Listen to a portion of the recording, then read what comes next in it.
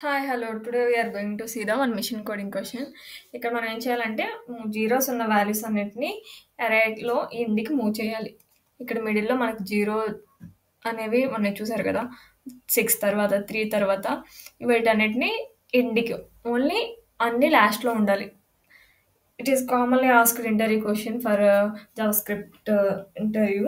అదే మన front end డెవలప్‌మెంట్‌కి అడుగుతారు. ఇక్కడ చూసుకుంటే ఫస్ట్ నేను ఒక ఫర్ లూప్ యూజ్ చేస్తున్నాను. ఫర్ లూప్ యూజ్ చేసి ఫస్ట్ ఒక ఇండెక్స్ అనే దీన్ని నాన్ జీరో ఇండెక్స్ అనేది ఒకటి క్రియేట్ చేశాను.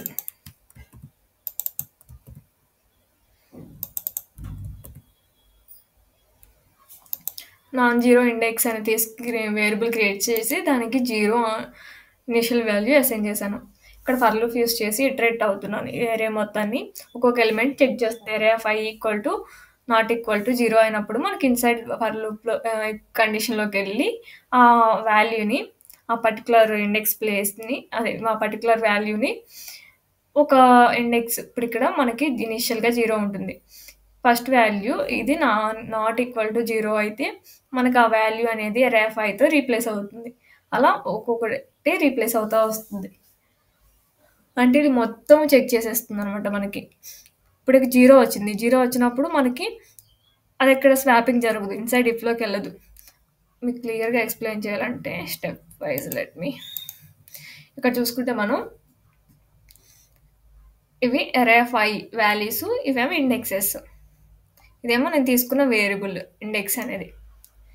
ఇక్కడ మనకి చూసుకుంటే 1 అనేది అక్కడ 1 అనేది నాట్ ఈక్వల్ టు 0 కాబట్టి ఆ వాల్యూ మూవ్ అవుతుంది. ఎక్కడికి మూవ్ అవుతుంది? అరే ఆఫ్ ఇండెక్స్‌కి మూవ్ అవుతుంది. అరే ఆఫ్ ఇండెక్స్ అంటే ఇక్కడ మనకి ఇండెక్స్ 0. అలా మనకి నాట్ 0 వాల్యూస్ అన్నీ ముందుకి మూవ్ అవుతాయి.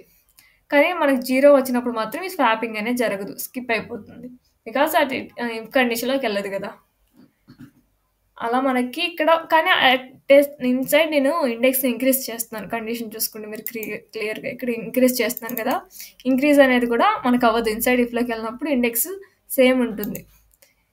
3 నెక్స్ట్ మనకి నాన్ జీరో వాల్యూ వచ్చినప్పుడు స్వాప్ అవుతుంది. అలా మొత్తం ఇటరేట్ అయిపోతుంది. ఇటరేట్ అయిపోయి మనకి ఇలా వస్తుంది. నెక్స్ట్ మనకి జీరోస్ అనేవి ఉన్నాయి. కానీ లాస్ట్‌లో కూడా మనకి ఇప్పుడు మనకు కావాల్సిన వాల్యూస్ అన్ని మూవ్ అయిపోతాయి. కానీ లాస్ట్‌లో కొన్ని వాల్యూస్ అలా మనకి రిపీట్ అయినాయి అట్లనే ఉండిపోతాయి.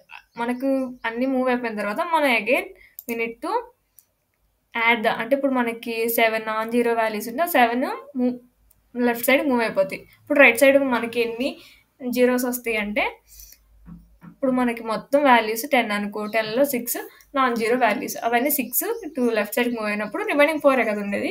ఆ 4 మనం 0 అసైన్ చేయాలి. దానికోసం నేను ఇంకో ఫర్ లూప్ తీసుకుని దాని లోపల అరే ఆఫ్ i అనేది ఎక్కడి నుంచి స్టార్ట్ అవుతుంది? Non zero. ఈ 6 వచ్చినాయి అనుకో 6 దగ్గర నుంచి స్టార్ట్ అవుతుంది. అరే ఆఫ్ i ఈక్వల్ టు 0 అలా మొత్తం ఎంతవరకు అరే ఆఫ్ లెంత్ ఇంతవరకు ఇటరేట్ అయ్యి 0 అసైన్ చేస్తుంది. Let's see the output.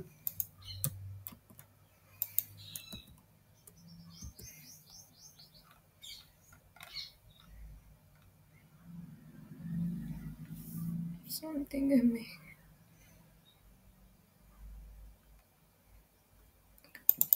ఇక్కడ నాన్ జీరోని రీప్లేస్ చేయడం.